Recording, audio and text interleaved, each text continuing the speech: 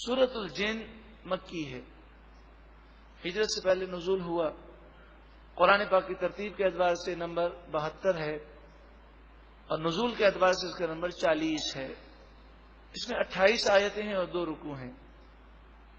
یہ سورہ مبارکہ اس موقع پر نازل ہوئی کہ نبی اکرم صلی اللہ علیہ وآلہ وسلم طائف سے مکہ مکرمہ کی طرف آ رہے تھے، تو وادی نخلا کے مقام پر آپ نے فجر کی نماز ادا کی، اور فجر کی نماز میں آپ نے جب تلاوت فرمائی تو جنات کا ایک گروہ جن کی تعداد مفسرین نے 9 بیان کی، اس کے علاوہ بھی مختلف اقوال ہیں، تو ایک تفسیر کے مطابق وہ 9 جنات تھے، وہ گزرے، انہوں نے قرآن پاک سنا اور وہ بیٹھ گئے، سنتے رہے۔ پھر نماز کے بعد انہوں نے سرکار دو عالم صلی اللہ علیہ وآلہ وسلم کے دست مبارک پر اسلام قبول کیا۔ تو ان جنات کا ذکر ہے، اس مناسبت سے اسے سورہ جن کہتے ہیں۔ بسم اللہ الرحمن الرحیم، اللہ کے نام سے شروع جو بہت زیادہ مہربان نہایت رحم کرنے والا۔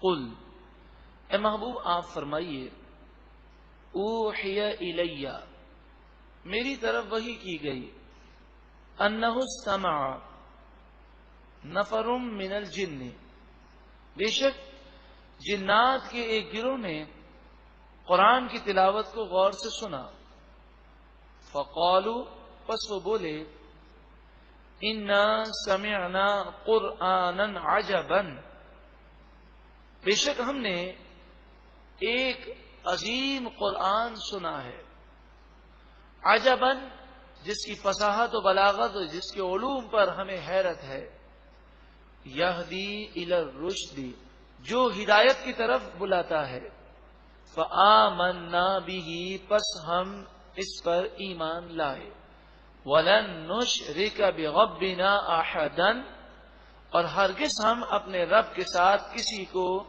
شریک نہیں ٹھہرائیں گے، بت پرستی نہیں کریں گے، اللہ کے سوا کسی کو خدا الہ معبود نہیں سمجھیں گے، وَأَنَّهُ تَعَالَى جَدُّ رَبِّنَا، اور بے شک ہمارے رب کی شان بلند و بالا ہے، مَتَّخَذَ صَاحِبَةً وَلَا وَلَدًا، اس نے نہ تو بیوی رکھی اور نہ ہی اولاد رکھی، وہ اولاد سے اور بیوی سے پاک ہے، وَأَنَّهُ كَانَ يَقُولُ سَفِيهُنَا عَلَى اللَّهِ شَطَطًا، اور بے شک ہماری قوم کے بے وقوف لوگ اللہ پر حد سے بڑھ کر باتیں کہتے ہیں، اور وہ یہ کہتے ہیں کہ نعوذ باللہ من ذالک، اللہ تعالی کی بیوی ہے، اس کے بچے ہیں، نعوذ باللہ من ذالک۔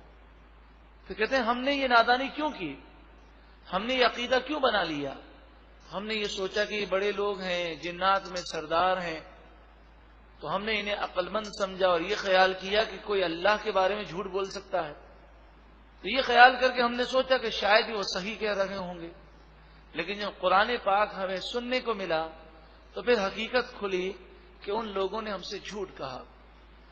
وَأَنَّا وَنَنَّا أَلَّن تَقُولَ الْإِنسُ وَالْجِنُّ، اور بے شک ہم نے یہ گمان کیا تھا، أَلَّن تَقُولَ الْإِنسُ وَالْجِنُّ عَلَى اللَّهِ كَذِبًا، کہ کوئی انسان اور کوئی جن اللہ پر جھوٹ باندھ نہیں سکتا، ہم تو یہ سمجھے تھے، اس لیے ہم نے سمجھا یہ لوگ صحیح کہہ رہے ہوں گے، ہم اللہ کی بارگاہ میں توبہ کرتے ہیں کہ ہمارا عقیدہ خراب تھا، یہ جنات نے کہا۔ پھر انہوں نے ایک وجہ بیان کی کہ جنات متکبر کیوں ہو گئے، اس کی وجہ یہ ہے کہ اس زمانے میں کاہن لوگ جنات کو قابو کرتے اور جنات کو بہت زیادہ اہمیت دیتے، جس کے ہاتھ میں جن آ جاتا یا جن اس کی بات مانتا تو وہ یہ بہت بڑا فخر محسوس کرتے، یہاں تک کسی بستی میں جاتے جنگل میں تو یہ سمجھتے کہ یہاں کے جو جنات ہیں بڑے خطرناک ہیں، تو کہتے کہ میں جنوں کے سردار سے پناہ مانگ رہا ہوں، یعنی اللہ کی پناہ مانگنے کے بجائے وہ جنات کی نہ صرف پناہ مانگتے بلکہ زمانہ جاہلیت میں مشرکوں کی عادت تھی کہ وہ کسی بستی میں جاتے تو سونے سے پہلے وہ اس بستی میں جنات کا تصور کرتے اور سوچتے کہ اس جنگل میں جنات ہوں گے، ان کا سردار ہوگا، تو پہلے اسے خدا سمجھ کر اس کی پوجا کرتے اور پھر سو جاتے اور کہتے کہ جنات کی پوجا کر لی تو اب یہ ہمیں تنگ نہیں کریں گے۔ تو جب انہوں نے اتنا جنات کو لفٹ کروایا، اتنی اہمیت دی اور ان کو اتنا بڑا سمجھا، تو جنات مغرور ہو گئے اور وہ تکبر کے شکار ہو گئے۔ ان جنات نے کہا وَأَنَّهُ كَانَ رِجَالٌ مِّنَ الْإِنسِ، اور بے شک انسانوں میں سے کچھ مرد ایسے ہیں يَعُوذُونَ بِالرِّجَالِ مِّنَ الْجِنِّ، کہ وہ جنات کے سرداروں سے پناہ مانگتے ہیں، ان کی پوجا کرتے ہیں۔ فَزَادُوهُمْ رَهَقًا، تو اس طرح وہ جنات کو تکبر میں بڑھا دیتے ہیں۔ وَأَنَّهُمْ ظَنُّوا كَمَا ظَنَنْتُمْ، اور بے شک انہوں نے گمان کیا جیسا کہ تم نے گمان کیا۔ أَلَّن يَبْعَثَ اللَّهُ أَحَدًا، کہ اللہ تعالی ہرگز کسی کو بھی نہیں بھیجے گا، یعنی جس طرح کافروں نے یہ سمجھا اسی طرح جنات نے یہ سمجھا کہ کوئی نبی نہیں آئے گا، تو یہ جنات اپنے ساتھیوں کو نصیحت کر رہے ہیں کہ لوگوں نے اس طرح سمجھا، تم نے بھی اس طرح سمجھا، لیکن نبی آ گئے۔ اس کی دلیل یہ ہے کہ نبی اکرم صلی اللہ علیہ وآلہ وسلم کی پیدائش سے پہلے، آپ کی ولادت مبارکہ سے پہلے، جنات جب آسمانوں کی طرف جاتے تو یہ آسمان کے قریب ہو جاتے اور فرشتوں کی باتیں سن لیتے۔ کچھ باتیں سن کر وہ کاہنوں کو بتا دیتے، لیکن ایک رات جب وہ گئے تو انہوں نے دیکھا کہ آسمان کا منظر بدلا ہوا ہے اور ستارے وہ آسمان دنیا کے یعنی زمین سے مزید قریب ہیں اور آسمان کو سجایا گیا ہے، اور جب یہ مزید قریب جانے لگے تو ان کی طرف آگ کے انگارے آنے لگے، تو انہیں بڑی حیرت ہوئی کہ کیا مسئلہ ہے۔ تو بعد میں انہیں پتہ چلا کہ یہ وہ رات ہے جس رات نبی اکرم صلی اللہ علیہ وسلم کی ولادت مبارکہ ہوئی۔ تو ان جنات نے اپنے ساتھیوں سے کہا، یہ تبلیغ دین کر رہے ہیں، وَأَنَّا لَمَسْنَا السَّمَاءَ، اور بے شک ہم نے آسمان کو چھونے کی کوشش کی۔ عام طور پہ جایا کرتے تھے، لیکن ایک رات جب ہم گئے فَوَجَدْنَاهَا، تو ہم نے آسمانوں کو پایا مُلِئَتْ حَرَسًا شَدِيدًا، جو شدید مضبوط محافظوں سے بھرا ہوا ہے، فرشتے نگہبانی کر رہے ہیں۔ وہ شُہُبًا، اور انگارے ان کو روکنے کے لیے آگے بڑھتے ہیں۔ وَأَنَّا، اور بے شک کُنَّا، ہم اس سے پہلے نَقْعُدُ مِنْهَا مَقَاعِدَ لِلسَّمْعِ، آسمان کے قریب بعض ٹھکانوں میں بیٹھ جاتے فرشتوں کا کلام سننے کے لیے، لیکن کچھ سالوں سے ہم اس کے قریب تک نہیں جا سکتے۔ فَمَن يَسْتَمِعِ الْآنَ، یہاں تک کہ اب تو یہ عالم ہے کہ کوئی کسی طریقے سے تھوڑا قریب ہو جائے اور کوئی بات سننے میں کامیاب ہو جائے تو وہ زمین پر زندہ واپس نہیں آتا۔ فَمَن يَسْتَمِعِ الْآنَ، پس جو کوئی اب فرشتوں کی بات سننے کی کوشش کرتا ہے، یجد لہو شہابا رصدا، تو تیز انگارہ وہ اپنے لیے پاتا ہے جو اس جن کو ہلاک کر دیتا ہے۔ وَأَنَّا لَا نَدْرِي أَشَرٌ، اور بے شک ہم نہیں جانتے تھے کہ کیا یہ کوئی آفت کی علامت ہے۔ اشر، کیا یہ آفت کی دلیل ہے کہ آج آسمانوں پر یہ پہرے بٹھائے گئے ہیں، کیا کوئی اللہ کا عذاب آنے والا ہے؟ ارید بمن فی الارض، کہ جس کا ارادہ زمین والوں کے ساتھ کیا گیا ہے۔ ام اراد بہم ربہم رشدا، اور ہم یہ بھی نہیں جانتے تھے کہ یہ آسمانوں کی حفاظت جو کی گئی ہے، کیا ان کے رب نے کوئی بھلائی کا ارادہ کیا ہے، یعنی انہوں نے یہ خیال کیا ہو سکتا ہے کہ پہلے اس لیے بٹھا دیے گئے ہیں کہ کوئی ایسا فیصلہ ہونے والا ہے جس میں لوگوں کی تباہی ہے، تو ہمیں پتہ نہ چلے اس لیے ہمیں جانے کی اجازت نہیں، یا پھر کوئی بہت بڑی بھلائی نازل ہونے والی ہے اس لیے ہمیں وہاں جانے کی اجازت نہیں۔ لیکن کئی سال گزر گئے، ہم ان آسمانوں کے قریب اب نہیں جا سکتے، تو ان تمام باتوں سے معلوم یہ ہوا کہ یہ نبی آخر الزمان صلی اللہ علیہ وآلہ وسلم کے فضائل ہیں، آپ کا مقام ہے کہ آپ کی ولادت پاک کے بعد سرکش جنات کے لیے یعنی شیاطین کے لیے اب یہ ممکن نہ رہا کہ وہ آسمانوں کے قریب جا سکیں۔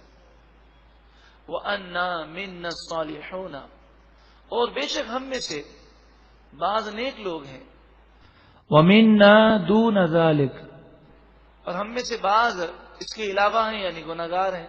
تو جنات میں بھی نیک بھی ہیں اور بد بھی ہیں۔ كُنَّا طَرَائِقَ قِدَدًا، ہم نے اپنے لیے مختلف راستے مقرر کر لیے، کوئی ہدایت پر ہے اور کوئی مختلف راستوں پر ہے۔ قددا کے معنی پھٹے ہوئے، تو الگ الگ راستے ہم لوگوں نے بنا لیے ہیں۔ حقیقی اور سیدھا راستہ تو صراط مستقیم ہے جو جنت کا راستہ ہے۔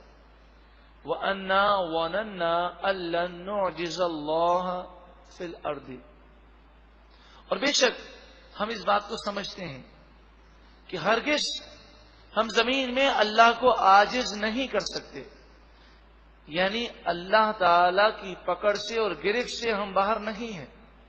ہم یہ سمجھتے ہیں وَلَن نُعْجِزَهُ هَرَبًا، اور ہرگز بھاگ کر ہم اللہ کو عاجز نہیں کر سکتے، یعنی اللہ کی عذاب سے ہم بھاگ بھی نہیں سکتے۔ اس کے باوجود لوگ ایمان نہیں لاتے، لیکن ان جنات نے کہا وَأَنَّا لَمَّا سَمِعْنَا الْهُدَى آمَنَّا بِهِ، اور بے شک جب ہم نے ہدایت کو سنا تو ہم سب اس پر ایمان لے آئے۔ فَمَن يُؤْمِن بِرَبِّهِ، پس جو کوئی اپنے رب پر ایمان رکھے، فَلَا يَخَافُ بَخْسًا وَلَا رَهَقًا، تو نہ تو اسے کسی کمی کا خوف ہوگا اور نہ ہی کسی زیادتی کا خوف ہوگا، یعنی جو اپنے رب پر ایمان رکھے گا نہ تو اس کی نیکیاں کم ہوں گی بلکہ اللہ تعالیٰ کرم فرمائے گا اور وہ راضی ہوگا تو اس کے گناہوں کو مٹا دے گا۔ کیونکہ جب کوئی گناہگار شخص کافر ایمان لاتا ہے تو حقیقتاً اصول یہ ہے کہ ایمان لانے سے اس کے گناہ مٹا دیے جاتے ہیں، اور کفر کے زمانے میں جو اس نے اچھے کام کیے ہیں وہ نامہ اعمال میں نیکیاں بنا کر لکھ دی جاتی ہیں۔ اتنی برکتیں ہیں ایمان کی۔ وَأَنَّا مِنَّا الْمُسْلِمُونَ، اور بے شک ہم میں سے بعض مسلمان ہیں، وَمِنَّا الْقَاسِطُونَ، اور ہم میں سے بعض ظالم ہیں۔ فَمَنْ أَسْلَمَ، پس جو کوئی اسلام لائے، فَأُولَئِكَ تَحَرَّوْا رَشَدًا، تو اس نے بہت دانائی کا فیصلہ کیا۔ جو اللہ کی بارگاہ میں جھک جائے اس نے بہت سمجھداری کا فیصلہ کیا۔ وَأَمَّا الْقَاسِطُونَ، اور بہرحال جو ظالم ہے، فَكَانُوا لِجَهَنَّمَ حَطَبًا، تو وہ جہنم کا ایندھن ہے۔ وَأَن لَّوِ اسْتَقَامُوا عَلَى الطَّرِيقَةِ، تو فرماؤ کہ مجھے یہ وحی ہوئی ہے کہ اگر وہ کفار راہ پر سیدھے رہتے، یعنی دین اسلام پر وہ قائم ہو جاتے، لَأَسْقَيْنَاهُمْ مَاءً غَدَقًا، تو ضرور ہم انہیں بہت پانی دیتے۔ مراد یہ ہے کہ ان کی تکالیف دور ہو جاتی، دنیا میں خوب رزق وہ پاتے، کثیر پانی پاتے، بہت زیادہ سکون پاتے۔ کفار مکہ نے جب نبی اکرم صلی اللہ علیہ وآلہ وسلم کی تکذیب کی تو آخر کار 7 برس تک وہ بارش سے محروم کر دیے گئے۔ لنفتنہم فیہ، پھر یہ جو نعمتیں دی جاتی ہیں یہ اس لیے دی جاتی ہیں تاکہ ان نعمتوں پر ان کی آزمائش ہو کہ وہ شکر گزاری کرتے ہیں.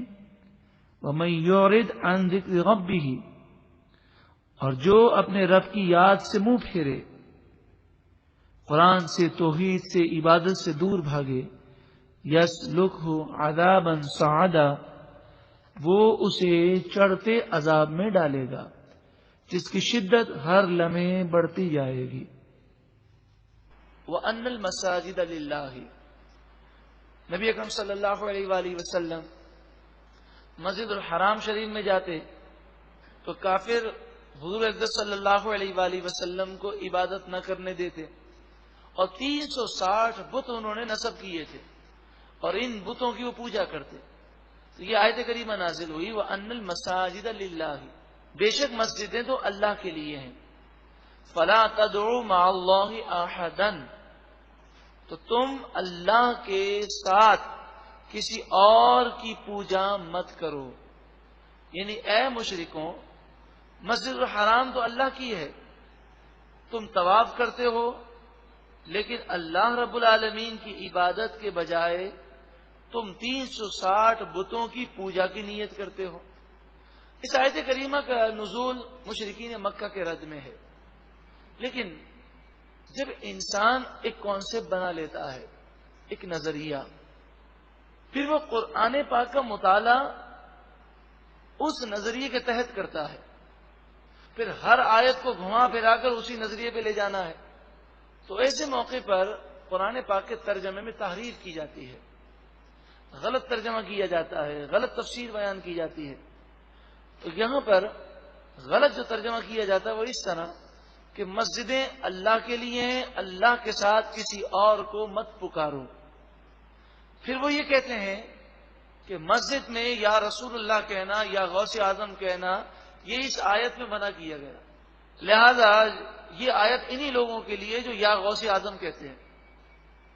کتنی بڑی نادانی اور بے وقوفی ہے کہ مسجد میں اللہ کے علاوہ کسی اور کو پکارنے سے اگر منع کیا گیا ہے تو پہلا یہ سوال ہے کہ مسجد میں جب آپ نماز پڑھتے ہیں تو نماز میں التحیات پڑھتے ہوئے کیا کہتے ہیں؟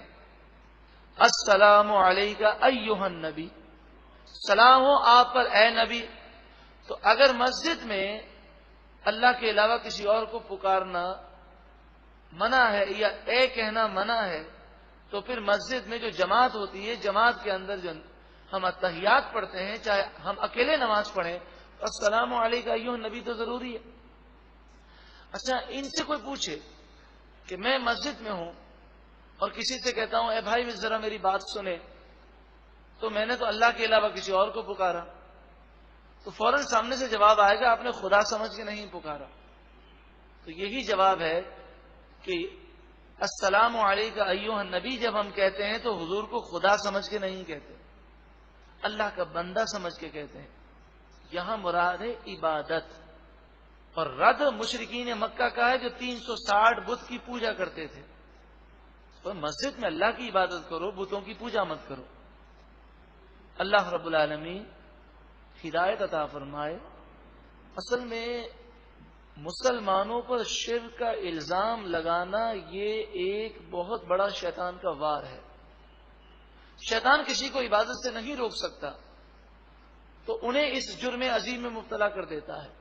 ان الشرک لظلم عظیم، شرک ضرور ظلم عظیم ہے، مگر مسلمان پر شرک کا الزام لگانا یہ بھی ظلم عظیم ہے. یہاں تک کہ حدیث پاک میں فرمایا، تفسیر ابن کثیر میں اس حدیث پاک کو ابن کثیر نے لکھا. ابن کثیر کی تفسیر کا نام آپ نے بہت سنا ہوگا.